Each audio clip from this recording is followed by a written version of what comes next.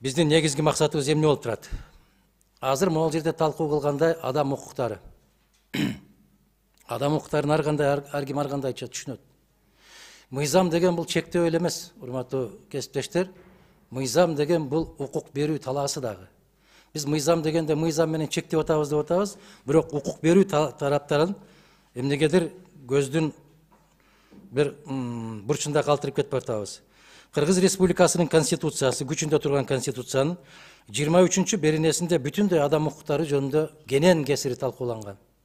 Мына азыр эле биз биринчи окуудан деп жактырып берген мыйзамдын долбоору, урматтуу коллегалар, баягы алымча кошумчаларын кандай деңгээлде кабыл алат тийиштүү комитет белгисиз. Биз кыргыз мамлекетинин жарандары менен бөтөн мамлекеттердин жарандарынын мыйзамдык жана жарандык укуктарын теңдебешибиз керек. Өзүн өзү сыйлаган өлкөлөрдүн баары ушундай позицияда болот. Караңыздар, биз менен өнөктөш болгон өлкөлөрдө өз жарандарына кандай жеңилдиктер бар? Бөтөн жарандарга убактылуу жашап иштеп аткан болсо дагы, алар кандай жеңилдиктер көрсөтүлгөн эмес садагалар. Биз дагы кандай салам болсо ошондой алек алышыбыз керек деп атам. Азыр биз кабыл алган мыйзамдын ичинде чоң бир алешемдик кетти. Өтө чоң алешемдик кетти. Эмне деген? Мына биздин Кыргыз Республикасында жүрүп, кыргыз эмес жарандар, кыргыз мамлекетинин жарандары эмес, бөтөн мамлекеттин жарандары келип, маалымат айдыңында не деген саясатты жүргүзүп атат? Башыбыз маң болуп калды. Чындык кайсы тарапта экенин билбейбиз. Канча сайттар бар? Канча электрондук басма сөз каражаттары пайда болду? Аларды уюштургандар кимдер? Аларды каржылап аткандар кимдер? Эгерде биз ошонун башчысын таап алган болсок дагы 48 сааттан ашык кармай албайбыз деп атабыз. Демократиянын бешиги болгон Американы карап көргүлө. Канчалаган орус жарандары кармалып турат, жылдап кармалып турат. Караңыздар өзүңүздөр. Биз Кыргыз Республикасында демократиялык өлкөбүз деп өлүм жазасына каршы чыгып, өлүм жазасын алып салганбыз, аны балчайтып конституцияга дагы киргизип алганбыз. Демократиянын бешиги болгон Американы карап көрүңүздөр, канча штатта өлүм жазасы бар. Канча жылдан канча жылга чейин деген бар. 300 жылга чейин, 400 жылга чейин эркинен ажыралтып атат. Демократияны жалгыз биздин башыбызга жазганбы деп атабыз.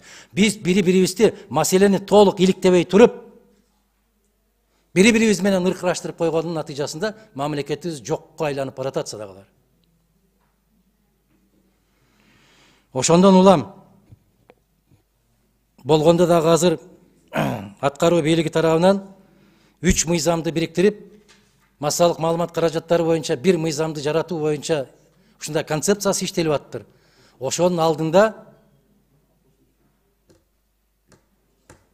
алдында биз бир төгөрөк стол уюштуруп, массалык маалымат каражаттары боюнча кандай болуп атат, адам укугу боюнча кандай болуп атат, чыркыратып, мына жерде азыр айттыңар, өкмөттү колдоп коюш, бул баарыбыз жакшы көрөбүз өкмөттү колдоп койгонду. Кимиңиздер айтасыздар? Чыркыратып эч кандай тиешеси жок бир азамат жигиттерди же кыздарды кармап алып, барып үйүн тинтүүгө ким уруксат берди?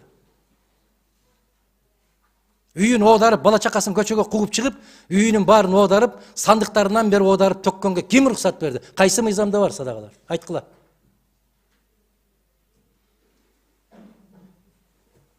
Биз ушул маселелерге чекитти коюу максатында адам укуктары, бул конституцияда жазылган. Азыр айтып атабыз биз, тийиштүү мыйзамдарды конституцияга дал келтирсек, келтирбесек, мына конституция жакшыбы, жаманбы тикелей иштейт. Түз иштейт.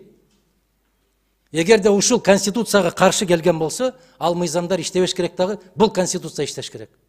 Дүйнөлүк практика ушундай. Анан бир мыйзамга, бир беренесине кичине өзгөртүү киргизип келсе, мыкты экен деп кол чаап, элибизге жеңилдик болот экен деген бул бираз жогорку кеңеш тарабынан туура болбой калат. Мен урматтуу министрдин орун басарына суроо бердим. Абсолюттук жана ажыратылгыс деген сөздү кандай түшүнөсүз деп суроо бердим мен. Абсолюттук деген бул кол тийбестик. Бул бүттү, бекитилген деген сөз. Бизде илгерки депутаттардын иммунитети абсолюттук эле. Кандай абсолюттук эле? Аларга кол тийбестик да бар эле, аларды чакырып алуу укугу да жок эле. Эч кимге берилген эмес эле. Азыр бизде эки тараптан, жогорку кеңештин депутаттары эки тараптан ушул укуктан ажыратылгансыздар. Биринчиден, эгер фракциядан же топтон чыгып кетсеңиздер, депутаттык мандаттан ажырайсыздар. Бул абсолюттук эмес. Же азыр жакында киргизилет. Ошол ким бир мандаттан шайланган болсо, ошол эл чакыртып алганга укугу бар болот. Бул дагы абсолюттук эмес. Түшүнүп атасыздарбы? Абсолюттук деген сөз эркиндикке берилгенде аны эч кандай мыйзам менен эч кандай чектөөгө мүмкүн эмес деген түшүнүк. Ажыратылгыс деген түшүнүк ушундай. Жараткандан берилген эркиндик аны ажыратылбайт деген сөз. А мына ол өзгөчө кырдаал боюнчакы жагдайда макул могу жерге киргизилип калган 59 беренесинде эмнеге? Себеп ушуну кабыл алып атканда коронавирус деген азамат чыга калды дагы. Мына ушул Кыргыз конституциясына кирүүгө негиз болуп калды. Кандай болуп? Эгерде дейт, саламаттык сактоо боюнча дейт, адамдардын бейпилдигин камсыз кылуу боюнча чаралар колдонулган учурда мына ушундай чектөөлөр киргизилиши мүмкүн деп койду да. Биз бүгүнкү күн менен жашабашыбыз керек, конституция мыйзамдар бүгүнкү күн менен болбошу керек. Ошондуктан мына ол өкмөт тарабынан киргизилип аткан 3 мыйзамдын жогорку кеңешке киргенге чейин ушундай бир тегерек столду өткөрүшүбүз керек дагы, ар тараптуу коомдук пикирди угуп көрүшүбүз керек деп жогорку соттун төрагасын чакырдык эртең саат 10го. Конституциялык соттун төрагасын чакырдык, баш прокуратураны чакырдык, өкмөттүн тийиштүү министрликтерди чакырдык, бизден тийиштүү фракцияда жооп берген коллегаларыбызды чакырдык. Баарыбыз угалы, пикирлешели, оюбузду угуп, кандайдыр бир жыйынтыкка келели, жыйынтыгында бир резолюцияны кабыл алалы. Ошол резолюциянын негизинде Кыргызстанда адам укуктарын коргоо жаатында кечиктирилип кайсы чараларды көрүшүбүз керек жөнүндө акылдашып алалы деген максатта ушул тема көтөрүлүп атат. Киргизилип атат. Бизде соңку мезгилдерде шектүү болгон жаранды колу бутун кайрып, киргизе коюп, андан кийин ага күнөө артып, андан кийин далилдөө практикасы өтө катуу күч алып кетти. Эгерде сен шектүү болгон болсоң, аны кармабай туруп, биринчи ошонун күнөөсүн мойнуна коюп туруп илгери кармалчу эле го. Илгери террорист деп, же өзгөчө рецидивист деп, же өзгөчө коомго коркунуч туудурган гана инсандарды акырын барып маски шоу кылып кармап кетчү эле. Азыр биздин журналисттер да ошондой кылып кармап кетип баратпайбы? Саясатчылар да ошондой кылып кармап кетип баратпайбы? Жөнөкөй карапайым жарандар да ошондой кылып кармап кетип баратпайбы? Мына ушулардын баарын тегиз карап көрүш үчүн эртең төгөрөк стол уюштурулуп атат. Мен биздин комитетке ыраазычылык билдирем, жогорку кеңештин депутаттарынын баарына ыраазычылык билдирем. Баарыңыздар бир добуштан колдоп, февраль айынын күн тартибине киргизилген. Биздин билгенибизге караганда азыр 24 февральдарга парламентте коюлуп атат, 25-24 февральдарды деп, дагы да такталаар күнү болсо керек. Бирок ушу февраль иши каралат. Урматтуу кесиптештер, биздин комитеттин чечими боюнча төмөнкүдөй Конституциянын 23 беренеси башкаларына өз алды менен кетсин. Мына субъекттердин маалыматтык өз ара аракеттенүүсүндө зыяндуу жана кооптуу контенттен жарандардын жекече жана массалык аң сезимин корголбогону. Мына ушул маселеге Нурлан Тургунбекович биз сүйлөшкөнбүз сиз менен. Ушул кооптуу контенттен жарандардын жекече жана массалык аң сезиминин корголбогону дегенди Америка Кошмо Штаттары менен Россия Федерациясы, Кытай мамлекети эбегейсиз көп каражат менен өз элин, өз мамлекетин коргоп атат. Себеп бүгүн сөзсүз ракета жибериштин кажети болбой калды мамлекетти жок кылыш үчүн. Маалыматтык согуш биринчи планга чыкты. Кибератака деп атат. Биздин өкмөттүн жагдайы кандай экен ушул багытта? Кандай болду экен? Кандай концепциясы бар экен? Биздин Кыргызстанда иштеп аткан электрондук сайттардын бүтүндөй баары биздин мамлекеттин кызыкчылыгына жооп бербейби? Эмне үчүн башка мамлекеттер өзүнө өзү сыйлаган өлкөлөр өз мамлекетине кызыкчылыгына жооп бербеген сайттарды мана көрдүңүздөр, дүйнөнү дүңгүрөтүп аткан эл аралык агентстволорду жаап салганга чейин барды. RT Россия телеканалын Америкада кече жакында Германия бүтүндөй жапты. Ага кошумча Тышкы иштер министрлиги ушундай сунуш киргизди. Deutsche Welle деген дүйнөлүк агенттик бар. Массалык маалымат каражаттары. Россия паритетном основании Deutsche Welle'ни жапты. Эмне максатта жапты, билесиздер? А биз эмнеге жайлоого айланып калдык биз? Биздин чек аралаштагы Баткен областын карап көрүңүздөр. Ал жерде кайсы телекомпания көбүрөөк көрсөтөт? Ош, Жалал-Абад областтарын карап көрүңүздөр. Кайсы телекомпания көбүрөөк көрсөтөт? Талас областын караңыздар, кайсы мамлекеттин телекомпаниялары басымдуулук кылат? Мына массалык маалымат каражаттарынын же маалымат коопсуздугу деген маселе ушул өлкөнүн ичинен ыдыратып бөлүү деген маселе. Бир эле улутту ар кандай топторго бөлүп, ар кандай маалымат менен камсыз кылуу. Мына ушул аң сезимине таасир кылуу деген бекеринен ушул термин кирген жок. Нетократия деген термин кирди. Нетократия деген бул баягы демократия, тирания, диктатура деген сыяктуу эле нетократия деген түшүнүк кирди. Бул интернет аркылуу башкаруу деген түшүнүк кирди дүйнөлүк масштабта.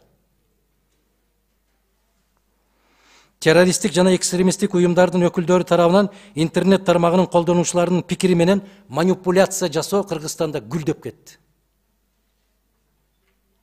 А биз болбогон бир кичинекей нерсени ортого таштап коюп, ырылдашып бири-бирибиз менен айтышып аткан мезгилде дүйнөлүк глобализация саясатында чоң өзгөрүүлөр кетип баратат туугандар. Кыргыз Республикасынын чек арага жакын аймактарында калкка чектеш мамлекеттердин теле жана радио каналдарынын тийгизген таасири жөнүндө сөз кылалы деп атабыз. Ошондуктан кээ бир райондордо эгемендүүлүгүбүздү майрамдап атканда биздин президентибиз деп башка мамлекеттин президенттерин атаган окуучуларыбыз чыгып атат. Эң соңунда айтарым,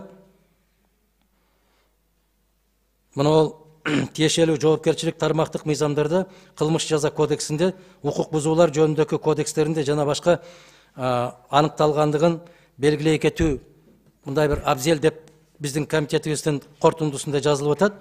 Мына ушул укук бузуулардан башында эмнелер тургандыгы жана себептери жөнүндө сөз кылалы деген максатта ушул теманы көтөрүп атабыз. Эртең төгөрөк столдо биринчи кезекте баяндаманы өкмөт дагы жасабайт, баяндаманы жогорку кеңеш да жасабайт, баяндаманы жарандык коом жасайт. Жарандык коомдун пикирин өкмөт да угат, жогорку кеңеш да угат. Биз өзүбүздүн юридикалык баабызды Кудай буйрса эртең беребиз. Ошонун натыйжасында бир биргелешкен үч тараптуу аткаруу бийлиги, мыйзам чыгаруу бийлиги жана жарандык коом биригип бир резолюцияны кабыл алып, ошонун негизинде баягы массалык маалымат каражаттары жөнүндөгү концепция ошол резолюцияга туш келтирели деген максатта өткөрүп атабыз. Суроолор болсо жооп бергенге даярмын. Чоң рахмат. Урматтуу депутаттар, суроолор жокпу? Адак эмсемай сиздин чакырууңузду алдык. Буюрса эртең иш чараңызга барып катышабыз биз дагы. Суроолор жок болсо, мына комитеттин чечими сиздердин колуңуздарда. Ушунун баарын окуш керекпи же сиздерде барбы? Сиздерде бар да, баары таратылып берилген. Абдан олуттуу туура маселелер белгиленген. Урматтуу депутаттар. Бир нерсеси Адак эмсемайчы. Жанар Кубанович, могу жерден айта кетишке туура келди эле бир абзац менен соңку мезгилдердеги жарандардын кайрылуулары жана биринчи сот инстанциясынын экинчи сот инстанциясына чейинки барган өзгөрүүлөрдүн көбөйүшү аябай зээндик кейтип атат. Бизге 600дөн ашык бир арыз келип түштү. Райондук соттун чечими шаардык сотко келгенде жокко чыгат. Шаардык соттун чечими жогорку сотко келгенде чечим чыгат. Мындайча айтканда биздин жарандарды футбол топ кылып алыптыр да. Мен пальтосун чечип алдым. Райондук соттон сага жиберип койдум. Костюм шымын сен алсаң кабыл ал. Болбосо мага тийбе дегендей бир. Мына ушул жерден биз атайын жогорку соттун төрагасын өткөндө бекитип атканда мен сураганым эмне үчүн ушул төгөрөк столго катышасызбы деп катышуусун сурап атканыбыз ушул. Баягы биринчи топтогу кетирген алешемдиктер эгерде шаардык сотто 1 жылдын ичинде 3 иши жокко чыга турган болсо, ошол соттун жоопкерчилигин кароо маселесин коюшубуз керек. Себеп биз сотторду бизнеске айландырып алдык. Мен мынтип кабыл алып кое берейин, бирок шаардык сотко барганда сүйлөшүп алгыла деп коет. Мына ушундай бизнес болуп кетти тилекке каршы. Рахмат. Чоң рахмат, Адак Эмсембаевич. Урматтуу депутаттар, эгерде суроолор жок болсо, Комитеттин чечими бардыгыңыздарда бар. Мен добушка коем, добуш берип койсоңуздар. Ким макул? Чечим менен. Каршы жок. Бир добуштан колдоо тапты. Урматтуу депутаттар, мен кечирим сурайм, бир аз кечигип келип калдым. Мына 3-маселе боюнча.